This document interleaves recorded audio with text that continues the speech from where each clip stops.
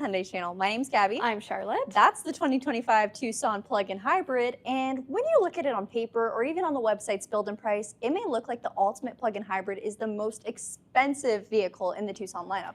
And it kind of is, except When you break down the cost of the vehicle, include the federal rebate, which it's fully eligible for, which is fantastic, and also the fuel savings, it's obviously going to bring the price down quite a bit.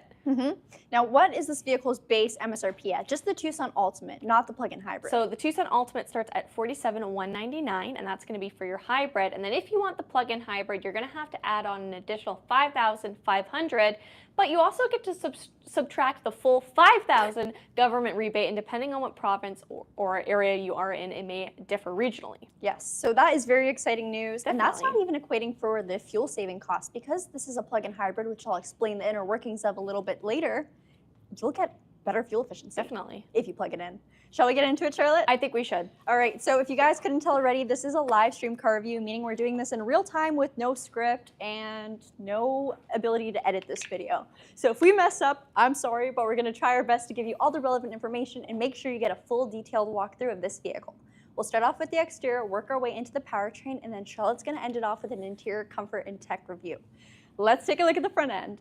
So the Tucson does get a nice new look for the 2025 model year. It may look very similar when it comes to the grille, but if you pay close attention, you'll notice we're missing one LED daytime running lights. So that classic angel wing-like look we had in the past still remains. We're just down to 4 lights instead, and that's okay. They're still full LEDs. They're very bright, and the way they blend in seamlessly with the design of the grille looks amazing. For your main headlamp though, when you get to the Ultimate trim, both hybrid and plug-in hybrid, you're gonna get a projector style LED. So essentially what that means, it's projecting to the most relevant areas of the road, giving you better visibility without getting glare for other drivers. So we all know with LEDs comes great brightness, and with that comes great responsibility. You're being a more courteous driver driving a vehicle with projection headlamps. It's the little things, you guys. I do it for the other people, okay? Now, for the rest of the vehicle, the design is top notch. You get a nice dark chrome, I should say, for the face of your grille. And then your Hyundai emblem is going to be a nice flush black. It's also seemingly stamped into the grille itself, so it looks good. We have our forward camera just underneath it there, so that's going to give us the addition of a full 360 view monitor. So if I'm approaching something like this wall over here and the sensors pick up an obstacle, it's going to show me the relevant feed based off the camera that I'm nearest to. So forwards, if I'm moving forwards, or if I'm reversing, of course, it'll show my backup camera. Super, super helpful, especially considering it's a plug-in hybrid. You may be parking this vehicle in a garage to charge it, so you get even better visibility. Now, the rest of the vehicle is going to feature a lot of dark accents, which I think look beautiful with this new Cashmere paint color. You're going to have a nice dark chrome over here as well, too. I shouldn't say dark chrome, it's more like a gunmetal. This is certainly chrome. This is definitely more. This is like satin. Yeah, satin. And then we got some black finishes just where your parking sensors are, translating over towards our forward sensor. Now, this radar plate is going to monitor what's happening for the vehicles ahead of you. So think forward-based collision avoidance assist. So for junctions, pedestrians, cyclists, you name it, that's going to be monitoring everything that's going on, in addition to your camera located in the windscreen. But even more so, it's going to give you highway drive assist and smart cruise control. Now, when you have your smart cruise control on, or highway drive assist if you're on a highway, it's going to measure the speed limit of the highway that you're on to make sure you're always doing an okay speed limit. You can override it, of course, but also the distance of the vehicle ahead of you.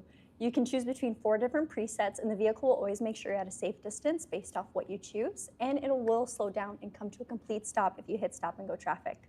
Now for your skid plates, they are again a darker finish, but a little bit lighter than what we see in some of the other elements, and I think it just looks good. Is that HDA1 or HDA2? HDA2 on this vehicle. Woo!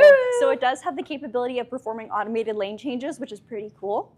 Now, again, with highway drive assist, it is smart cruise control, but also in conjunction with a bunch of other safety functions. So it's going to be based off the navigation of your vehicle. It'll know if there's bends coming up on the road, thanks to its camera as well too. So it'll keep you centered in your lane, make sure you're at a safe distance, and knows if there's any changes on the speed limit. So if you're going from 110 to a 90, the car will know. All right, let's take a look under the hood. Now here, we'll talk a little bit about what makes a plug-in hybrid a plug-in hybrid. So you may guessed it. Plug it in. No way. You got it. So there is an engine, of course, because this vehicle utilizes a hybrid of powertrains. You'll have a 1.6 liter turbocharged GDI engine. Now that engine is going to work in conjunction with your hybrid electric motor, giving you a blend. It's going to give you power and fuel efficiency 268 horse with 258 pound-feet of torque. So that is the highest horsepower and torque output out of the entire Tucson lineup, even more higher than the N line, which is our sporty trim level. If you do have a heavy foot, but you don't want to pay a lot at the pump, this might be the vehicle for you, you guys. Now, when we're talking hybrid versus plug-in hybrids are going to have a larger battery capacity that allows this vehicle to travel further on just electricity. It also means you have the capability of plugging this vehicle in, hence the name plug-in hybrid, allowing you to recharge the vehicle, where a regular hybrid is just going to recharge its battery based off engine usage and braking. You still have regenerative braking on this vehicle, so if you slow down or press your actual mechanical brakes, it will reinsert some of that wasted energy into powering your vehicle, charging back the battery. So it is a smart vehicle. There's not really anything you have to do operating this vehicle to make it efficient. It just is. It works seamlessly. It'll kick in the engine when it needs it. And then when you choose to use the EV power that you stored thanks to charging, you can do so with a button inside. All right, I should also probably tell you guys how much electric range you get in this vehicle. It's 51 kilometers. That is the rated range on this car. All right, wheels, let's take a look at them.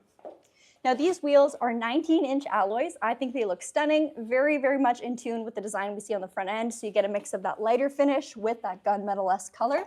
Hyundai emblem in the very center, and just the sputtering design of it, I think it looks good. You get a Michelin all-season tire, so that is our stock tire here in Canada. Definitely still recommend snow tires. It is worth mentioning that this vehicle is all-wheel drive. Now, our all-wheel drive does have a front-wheel drive bias, meaning that if it's a nice sunny day and you're driving on a regular paved highway, you're probably going to be using front-wheel drive for most of your drives, except if you're starting from a standstill or that kind of thing. Now, if the vehicle senses that you need a little bit more traction, it will convert power towards the rear wheels to give you all-wheel drive. So you're not paying for all-wheel drive unless you really need it. And that is making a big difference in terms of fuel efficiency. Another thing that we get is terrain mode, so snow, mud, and sand on this car, and that will change the torque split and your stability control, allowing you to get in and out of those sticky situations. Maybe less so in, but out of them for sure. Now, around your wheel wells, we do have a little bit of plastic cladding with a reflector. And you'll notice we also have a parking sensor just on the side right by your reflector up at the front. Thank you. So that is aiding you in your lane changing assist. And also parking. When it comes to your mirrors, these are our body color mirrors with a turn signal indicator and a little bit of nice chrome detailing. There is a blind view monitor just at the bottom. So that is a camera feed of whatever's in your blind spot. Now this works for two separate functions. Number one, whenever you go to indicate a turn, could be a full left or right turn or just a lane change, it'll show you everything that's happening in the blind spot. And number two, it's one of the many cameras on this vehicle to piece together your 360 view camera. So we got one on the front, two on the sides, and one in the rear, giving you a full, almost drop-down-like view. Your your door handles, they're just a regular style door handle. They're not the flush type on this vehicle. We don't need that. And we do have these three little lines in the center. Now, this isn't a button, although some of the previous Tucsons did feature a button instead. Essentially, if you want to use the comfort or convenience access, you just put your hand behind the handle here, unlocks for you as long as the key's on you. And when you're done driving your vehicle, you'll press on the indent there to lock it again. You also have digital key to touch on this car, meaning that you can unlock, start, and drive your car with your phone or smartwatch, which is pretty fun, especially if you're a tech-savvy driver. Up top, we have our roof rails. They're a nice gloss black finish, and you'll notice the pillars of your vehicle are also going to have that gloss black look. So we got a lot of satin chrome, a lot of gloss black, and up at the front we have that dark chrome. So a lot of mixed elements, but they just look good on this vehicle. This Cashmere might not be for everyone, but it's certainly a cool choice, and it really gives an earthy feel to the car for sure. All right, let's take a look at the back now. Oh, I don't know if I mentioned the transmission on this vehicle. It's a 6-speed hybrid automatic transmission. The rear end of the vehicle is largely unchanged from the previous year. We do have a longer rear wiper. It's a pretty big deal.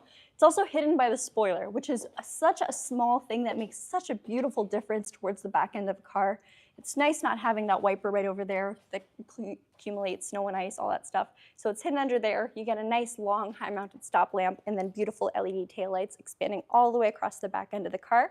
The Hyundai emblem is hidden in the rear glass, and of course this rear glass is heated.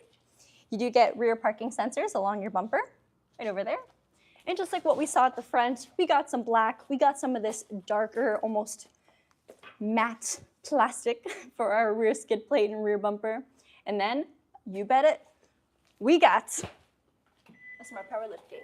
Now this is also a proximity style lift gate, so as long as the key's on me, I can walk up to it, it'll sense me in the distance and then automatically open, meaning I don't have to kick underneath the car to unlock it or open it. Powered, like I mentioned, you can adjust the height too, so if you want it a little bit lower, depending on your garage or that kind of thing, even your height, you can change it whenever you'd like. The back end of the vehicle here, let's take a look at the cargo space. So this is a 5-seater vehicle. You'll notice all of the rear seats do have car seat top tethers, and you may also notice our charger. So this is the level 1 charger that comes with the car. It's complimentary, and a lot of people, hold on, I might sit down for this. A lot of people just happen to use this. You can get a level 2 charger installed in your home. That might make a lot more sense if you really value quick charge times, or maybe you have an EV in your household where, it just makes sense. Like I said, a lot of people get by with this because it's going to charge your vehicle completely overnight, and you just need a regular household outlet. So if you got a garage or an exterior household outlet, you're in good hands, you're in good luck. Now, when a plug-in hybrid might make more sense for somebody versus a regular hybrid is if you're someone that has the opportunity to charge your vehicle every single night or every day. Let me talk about my mom for a second. My mom is my dedicated personal story time every time we're talking plug-in hybrid.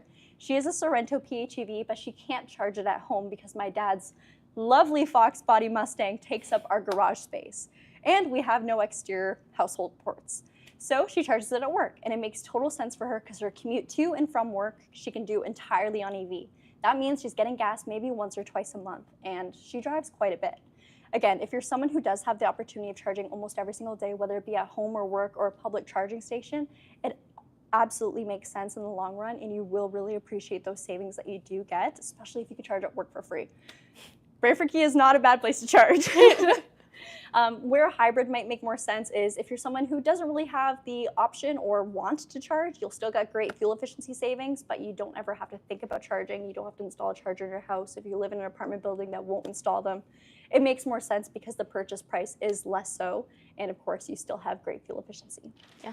Another question we get asked a lot is, what happens if I never charge my PHEV? Well, you just have a regular hybrid then, except a PHEV will be heavier than a traditional hybrid thanks to its larger battery, and we do have a smaller fuel tank in this vehicle, so you will experience less range in your distance to empty, and fuel savings. All right, speaking of fuel savings, I guess I have to hit the fuel door for this one. So it's got a 42-liter tank as opposed to the 52-liter tank on the other Tucson, so the Tucson regular hybrid. So that definitely makes a difference. You get 51 kilometers of fully electric range, so if you're using that every single day, and let's say your commute is 30 kilometers, you still have bonus kilometers to do errands and not worry about charging your vehicle. You'll never be stranded with a plug-in hybrid unless you don't charge it or put gas in it. In that case, I really both of those are on you then. I really can't help you. So a plug-in hybrid, I always like to say, is the best of both worlds. It gives you the benefits of having an EV vehicle, but without ever having to worry about range anxiety or where I'm going to charge next, that kind of thing. As long as you can find a gas station, you'll totally be fine with this car. So here's your fuel door. Like I said, 42-liter tank, and it's regular unleaded fuel. Don't know why I actually took the fuel cap off. I was thinking that too. I never do that. Yeah. And then for your charge port, I'll just quickly talk about the charge times and the chargers you can actually utilize with the PHEV because you can't use a DC fast charger. So it's an AC inverter, and this is going to allow you to either level 1 charge your vehicle, like what the vehicle comes with, just regular household outlet, or level 2. So we have a level 2 charger just right behind Charlotte. Do you mind showing it real quick? That level 2 charger will take about 2 hours to charge your vehicle, and that's a 240-volt charger. Pretty cool. I'm just going to show something in the rear. I saw a question come through. It was just saying, I feel like the trunk is too open. Does it have a luggage cover like the hybrid model, which one can pull forward and backwards? So it doesn't come with one, but as you'll notice, there are indents on the side. If you want to go and put a cargo cover, you can put one there. I'm gonna quickly show what's under here as well. Cool thing about the cargo cover though, you can actually still fit it over here if you remove this, but you probably don't want to remove that. You will also have a tire mobility kit for this vehicle instead of a temporary spare tire. We'll close that up, and I think it's time that Charlotte takes you guys on a tour of the inside of this vehicle. Yes, there's a lot to go on the inside, so let's take a look. All right, now the great thing about this being really the only option for your hybrid here in Canada, or your plug-in hybrid here in Canada, is the fact that everything on this one is standard when it comes to the plug-in hybrid. So I'll have Gabby just give a quick pan that we guys can take a look at the cabin and see what we're working with on the interior. A lot of really great tech and safety features, and it pretty much has everything that a customer could want and then some more. You'll notice right off the bat we have one of my favorite features, which is going to be memory seats. You can use that to go and save it to your user profile for 2 per user profile. So lots that you can do with those memory seats. We also down below are going to have our controls for electronically controlled mirrors. Your front 2 windows are going to be a one-touch with obstacle detection with regular automatic everywhere else. And you'll notice we have a really good mix of materials for design. We have a little bit of piano black, tastefully done, I will say. We have some black plastic cloth, my apologies, and then some soft touch leather too. And then down at the bottom we have one of 8 speakers, which is a Bose premium sound system in this vehicle. In addition to having 8 speakers, we also have 8 airbags. Nice. For safety. One of my favorite features that this vehicle also has with the premium sound system is the inclusion of 64 options for ambient lighting. We have that full color wheel. Down below, I'll just show you, we have some nice Tucson badging just on our plates there, which I think looks really good. Ignore how dirty this car is. Yeah, ignore that, guys. We haven't had a lot of time today, and I've been way too sick, so. And then let's talk about the seats. So these seats, they are leather seating surfaces, and you have lots of different ways to configure your driver's seat. You've got your regular 6-way, so height adjustable, legroom adjustable, backrest adjustable with 2-way lumbar support. And again, all of that can be synced to your memory seat, so very comfortable. Our lights also just turned off, which is fantastic. I'm just gonna make my way over here. They're motion sensors. I think that's a good idea. They should come back. Oh, not yet. Guys, we told you this was live. In the meantime, Charlotte does have our hazards on, so take a look. That'll, of course, be your turn signal indicator, which also showcases on the mirrors. And your hazards. I love the kind of half-type design, so the top 2 daytime running lights. I just want to show some items over here, and then I'll have Gabby come around to the other side for good this time. But over here, I want to point out these buttons. So you're going to have your control for your brightness adjuster, your tailgate control, traction control, electronic parking brake, and then also your fuel door. But then right above it, this is going to be one of our more high-end features, but you actually have your fingerprint scanner. So you can, again, link it to your user profile. You can actually use that to go and start the vehicle. Now, if you don't want to use that, this vehicle is still just a regular push-button start, which we'll see on the other side, and you'll get a better vantage point of that when Gabby comes around. Charlotte, so now you're good to come around. Everyone wants to know if you can drive in those heels. Actually, yeah, I can drive in heels. I actually don't think it's hard. You just kind of, you just got to find the right position. Yeah, it's not. But, I'm not going to do it in inclement weather, if that makes sense. Yeah. Yeah.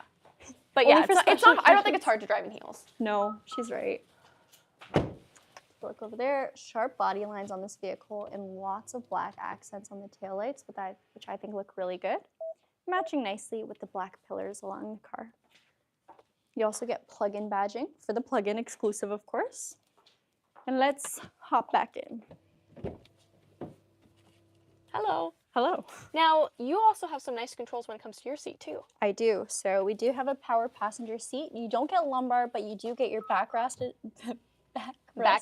adjustment, and also your front seat. You can raise the height, you can adjust the angle of recline, all that good stuff. Very comfortable. These main seats are going to be heated and ventilated, and we're going to have our main seats in the rear are going to be heated too. So very, very comfortable no matter where you are, and trust me, those came in handy this morning when we were picking up this vehicle because it was quite chilly. Speaking of heated, that was my seat. Oh.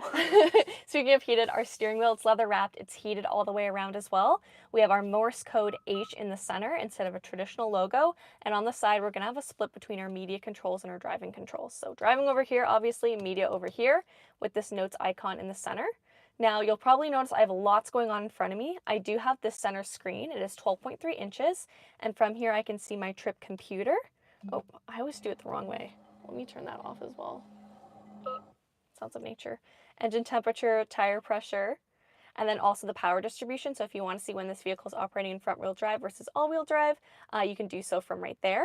And then also this will help you understanding the flow of energy or just how the vehicle is operating depending on the different modes. So if it's going to be an idle mode, if it's going to be predominantly in EV mode, or if it's going to be drawing power from the motor and the engine versus just from the high voltage battery. Mm-hmm. So very, very cool. And that's also going to be on our PHEV screen, which we'll take a look at in just a couple seconds.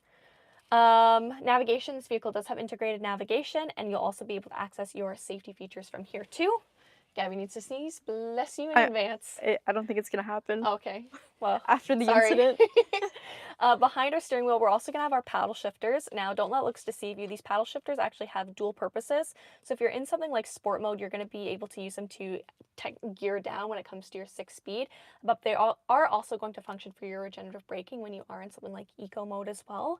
And a couple things are going to change when you are in eco mode. So in eco mode, you're going to have this power band, again, where it's going to show you how you're converting that kinetic energy or that kinetic energy into electric energy. And then if you go and put it into something like sport mode, it is going to go and change traditional tachometer as well. So again, a little bit more sporty, a little bit more traditional than, you know, a fuel efficient vehicle. A little less fuel efficient, but still fun. All right. I did mention that the screen is 12.3 inches. The last thing I'll mention when it comes to what's on the steering column, forward attention warning. The spider eyes. The spider eyes.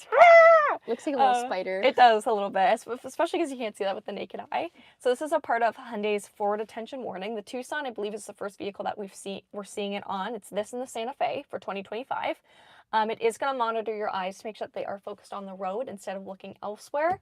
I'll be honest, I've seen a couple comments in this video already about it, that there has been some criticism.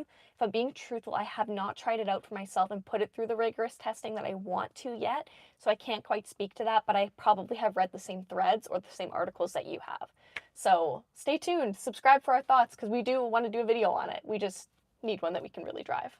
So let's take a look and move right. So another 12.3 inch screen. I already mentioned the fact that we've got our navigation. We have our sounds of nature playing on a sailing ship. That's where I want to be right now, in the sunshine. Pirate.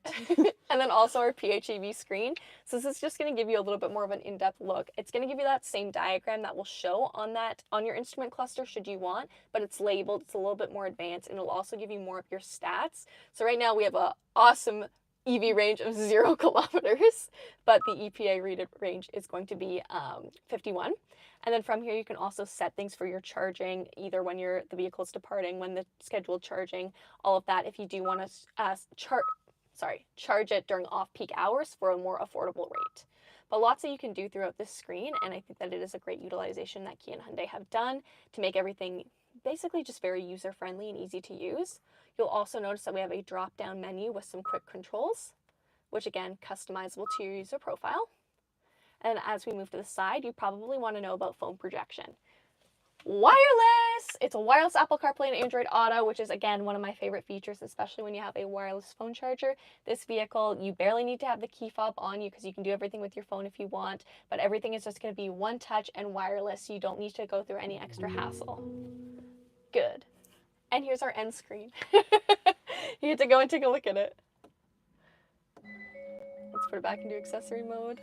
I love sounds of nature. I'm going to pop into setup because there's a couple things that I'll talk about in here too. Usually I'll just pop into here. So let's go into drive mode, because in HEVs and PHEVs, you actually have the option for a baby mode, which is going to smooth out that acceleration. My goodness, I am new here. And this is my first day learning English, learning to speak. But this is very nice because you do have all of that linear acceleration. You have a lot more torque in these electric vehicles or battery electric vehicles. So that is going to smooth things out. Another test that we want to do is we want to see how it compares if you put something that's not a baby in the back seat, say a flatbread that someone is getting for lunch. Master Born said it's Gaga mode. Yeah, there you go. So that is baby mode. We have done a dedicated video on it too, if anyone is curious. And then I mentioned the fact that we're going to have ambient lighting too with that color wheel. So let's do pink. Ooh. So you'll notice that it is mostly projected downstairs in these, not downstairs, in these storage areas, in the center storage area, but then also in our glove box and in those front bottle holders. It is isolated to the front of the cabin, so it's not necessarily reflected into the second row. Down below, something I really like that Hyundai does. I really love this setup because you still have real buttons with an integrated search feature for contacts, navigation, settings, anything that you want to search, you can do so from there. But then you also have all of your climate controls easily accessible. You have multi-zone climate control. You have heated and ventilated seats, like I said, your heated steering wheel, all of your defrost controls, and fan direction and fan speed. And you also have the option for driver only because this is still a electric vehicle or plug-in electric vehicle. So you still want to focus more of that energy on moving the vehicle than necessarily the cabin. So that is helpful, especially if you're the only person in the car. When you are heating or using climate control in the vehicle, it does utilize a PTC heater for some more efficient means of cabin ventilation. That was a lot of words to say absolutely nothing. As we move down, dual USB-Cs and a 12-volt. Like I mentioned, we have this huge this huge space down below. And then in your center console, you'll notice we have more buttons. So the first two, they're going to work hand in hand. It's going to be your drive and terrain modes. So press down to switch between drive and terrain, and then the mode is going to cycle between your various modes, as Gabi already talked about. So there they all are, Eco Sport and My Drive, and then terrain, snow, mud, and sand. You have auto hold, downhill braking assist, your rear view camera, and I'm going to come back to this one, don't think I skipped it. Your rear view camera, which is also going to be that 360 view, which will come up as the vehicle is in reverse, or if any of those sensors on the front, side, and rear pick up anything.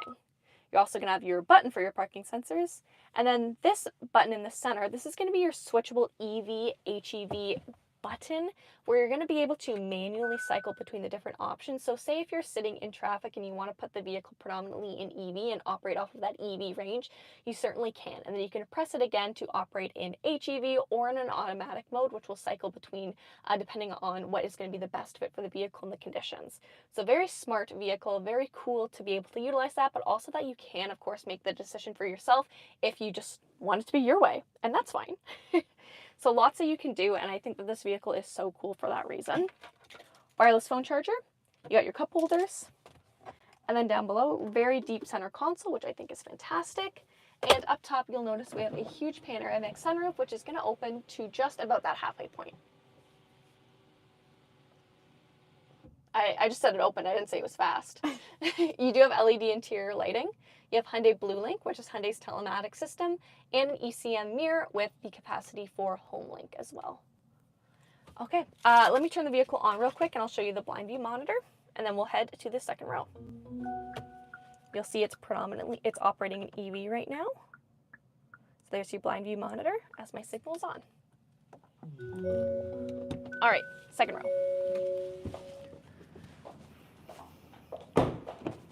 You guys know I love a good door handle. These ones are pretty solid. Oh, Tim, stand beside the car, please. Stand Tim beside the matches car. as well. One of you guys is gonna have to change. It's you. Bye, Tim. Yeah. Tim sighting. Rare Tim appearance where he's not wearing blue. He's here, yeah. He's wearing cashmere bronze, as we all are. All right, backseat. One thing the Tucson does really well is space, for sure. Even with having a panoramic sunroof, you'll notice I still have tons of space, truly. So great amount of headroom, great amount of leg room. I'll even show you what it's like sitting behind this seat, as that one is moved up a relatively decent amount. So very comfortable, for sure, very comfortable in this vehicle. I like the amount of amenities that we have back here. As I mentioned, these two main seats are going to be heated. So you can control that with the button on the side of the door with 3 levels of heat. You'll also notice that we're going to have some pockets back here. We have some vents to get some airflow, even for that second row, and dual USB-Cs to charge up any devices. In the center, armrest, cup holders. Beauty. LED lighting back here too. They want to know how tall you are, Char. Like 5, maybe like 5'3", Yeah. 5'2", 5'3". I don't really know. They also wanted to see if we can put the car in gear and drive in reverse. I mean, we might not. I can sit in the passenger seat and show you how to do it.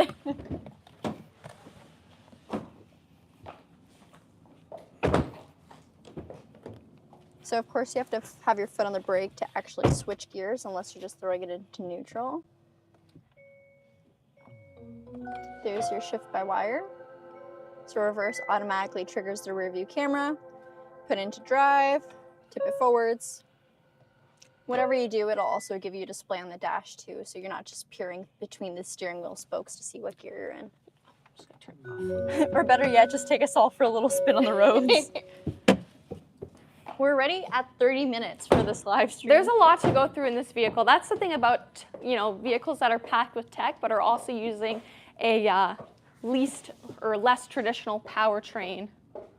Yeah, so a fully loaded vehicle, and then make it a plug-in hybrid. Because there's so much to go through just in that, like explaining either the quirks of each manufacturer, or, this one, it's got dual purpose paddle shifters. It's got the switchable button. It's got designated screens on the instrument cluster, but also in the head unit. Like, there's a lot to go through too. There is. There was, I saw it spammed a couple times at the beginning of this video. Just trying to see if I can find it again. Sorry guys for my hand being in the shot.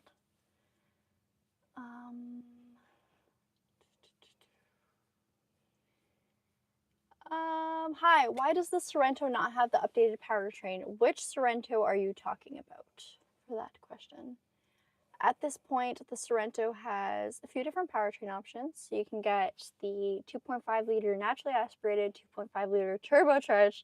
You can get the 1.6 turbo hybrid, 1.6 turbo plug-in hybrid. And they are a carryover from last year for the most part.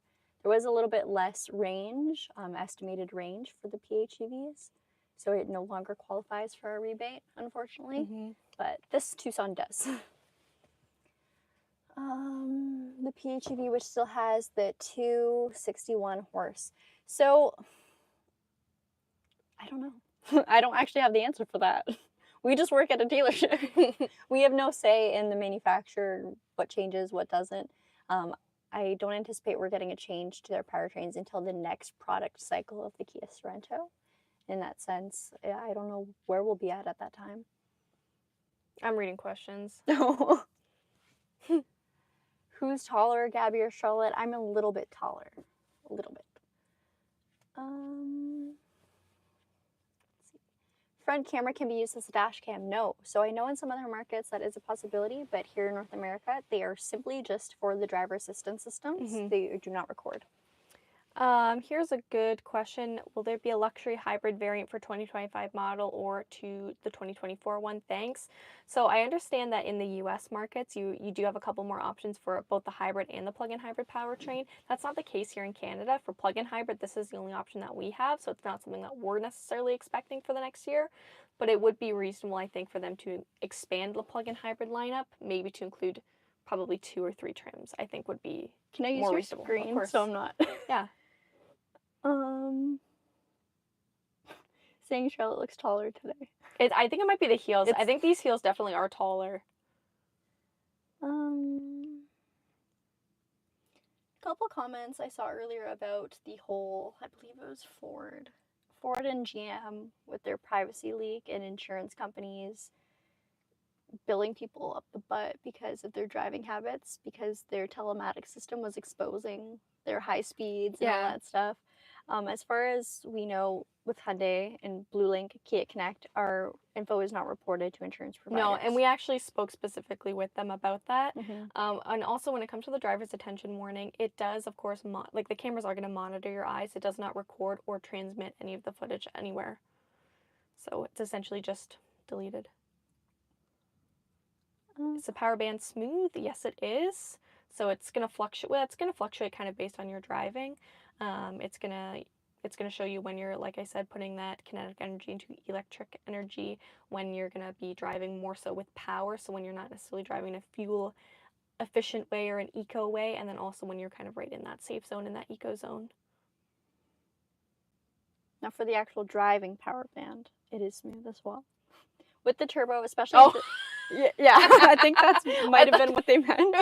The turbo, with all hybrids, you have a lot of low-end torque. So coming from a standstill, these vehicles are very, very peppy, and that's exactly why they introduced the baby mode function. Because again, low speeds or small maneuvers, driving around a parking lot, you give it a little bit of gas, the car goes. There's a lot of torque. So that helps to kind of throttle it down a little bit, giving you a little bit more, I don't want to say control, obviously you have control over it, but just a little bit more predictability when it comes to acceleration. And yeah, low speed situations, if you have passengers in the rear, whether they be babies or even pets, it's nice to have. But the power band is pretty nice. I definitely, a lot of people don't equate hybrids or plug-in hybrids with fun to drive, but the reality is the hybrid and plug-in hybrid powertrains for the Tucson are a ton more fun than naturally aspirated, just because there's so much more power and better efficiency, you guys. Also, turbo lag is non-existent on these vehicles because so much torque thanks to electric motor. Druv here, find me a good deal. Sorento? Sorento Druv? Is it you? Is it you? Oh my gosh. Is it him? Let us know. Torque means power. Torque is the push. Horsepower is the pull. Not thinking about pricing. Why would I get a PHEV over HEV? So fuel savings is going to be the biggest one. If you are someone, like I said, that can actually plug in their vehicle every single day or every other day, it makes total sense to get the PHEV because cost for cost, I mean, you already get that 5K rebate and this vehicle is $5,500 more. So you can definitely equate for that over fuel expenses. You will save the difference for sure. It won't take much driving to get over that. But again, if you are not able to charge your vehicle, you know you won't be able to do it frequently, or you'll always have to rely on public charging where you will pay. It might just make more sense to go with a regular hybrid, save you money, still get great fuel efficiency, that kind of thing. Diesels have high torque, so often used to tow big trailers. You got it. Can you compare this with the Sportage PHEV SX? We would like to. The only thing is, because we are a dealership, we are limited by pulling from the inventory that we have available at our stores, and we currently don't have one of those. We have done a video on them, however, so if you want to go and cross-compare this video with that video, we have a whole playlist. We have a playlist for every single vehicle across the Kia and Hyundai lineup in North America that you can go check out. Horsepower rate of work. No, yeah, that's a better way of putting it. I always Scientific. Equate torque with the push.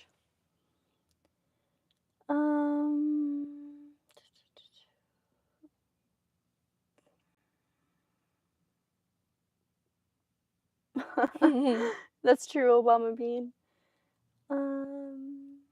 What's the blue car in the garage today? Oh, a Seltos. It's crazy to see you online, Dorf. That's awesome. Let us know if you still want that EV6.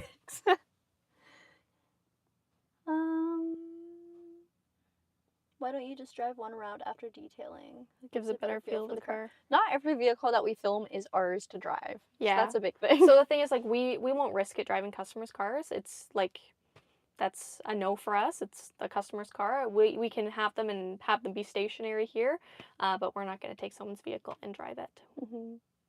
Especially without their permission. If we were given explicit permission, then that's something that's different from the customer, but yeah. Yeah. Shall we end off today's video? Probably, because we're at a lot of time, a lot of minutes. Yeah, 37 minutes long. Well, I hope you guys learned something about whether it be PHEV, HEV, maybe even just the Tucson in general. Let us know if there's any questions that you may have that we might have missed in the comments down below. And please like this video, subscribe if you haven't already, and we will see you tomorrow. Snooches. Bye. Okay.